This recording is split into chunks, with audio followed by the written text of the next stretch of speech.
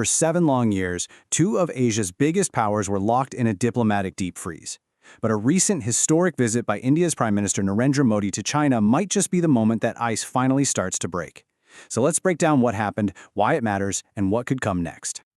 First, let's just get a sense of the scale here. 7 years. It had been 7 whole years since Modi's last official visit to China. Now, in the world of geopolitics, that is an eternity. It's a silence that speaks volumes about the diplomatic chill between these two giants. And chill is really putting it mildly. This relationship has been on ice, marked by tense border disputes, economic friction, and just a deep, deep lack of trust. So this visit wasn't just some routine stop on a tour. It was a very deliberate attempt to break that ice.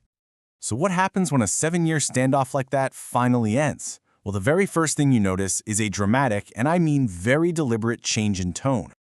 And that change? It was all captured by a single, powerful message. A whole new strategic vision, really, all summed up in just 4 words. This simple phrase, used by both leaders, became the absolute centerpiece of the visit. And make no mistake, this wasn't some off-the-cuff remark. It was a public and very calculated reframing of the entire relationship designed to shift the narrative away from competition and towards something new. And this wasn't just a nice soundbite for the cameras either. The stated goal was a big pivot towards long-term cooperation. Look, both sides seemed to finally acknowledge that a path of constant rivalry was just becoming unsustainable and, frankly, strategically costly for both of them.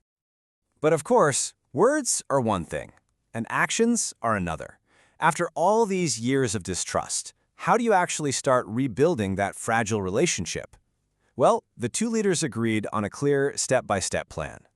They laid out a really clear 3-step roadmap, and they started with the most difficult and sensitive issue first, securing the border. From there, the plan was to reconnect people, to rebuild that grassroots trust, and finally, restore the deep cultural ties that have historically bound the two civilizations. Okay, let's look at step 1, the border.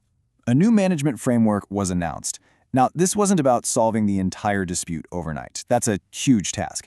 Instead, it's about creating measures to prevent future flare-ups. The whole point here was to restore what both sides called peace and stability, which is, the absolute foundation for any kind of progress. Step 2 was all about those practical, real-world connections.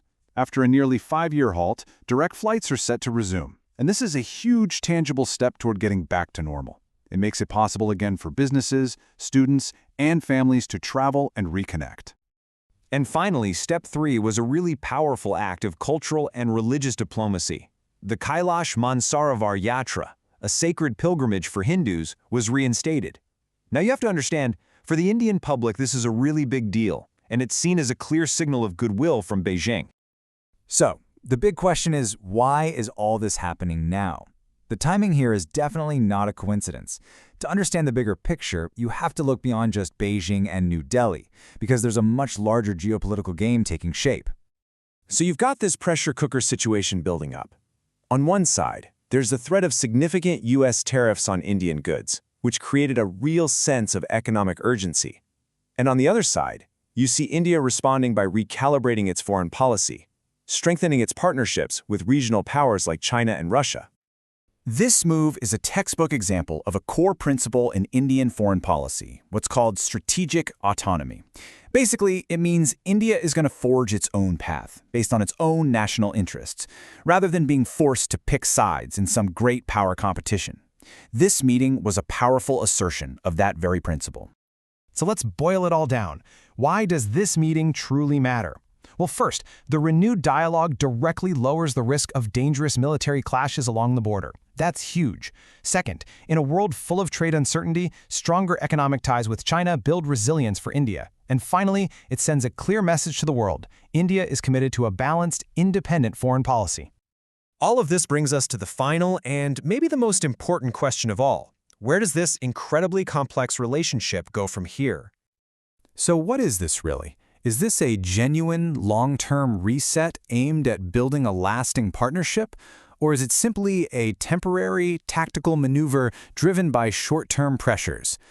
Only time is going to tell, but the answer to that question will absolutely shape the future of Asia and the world.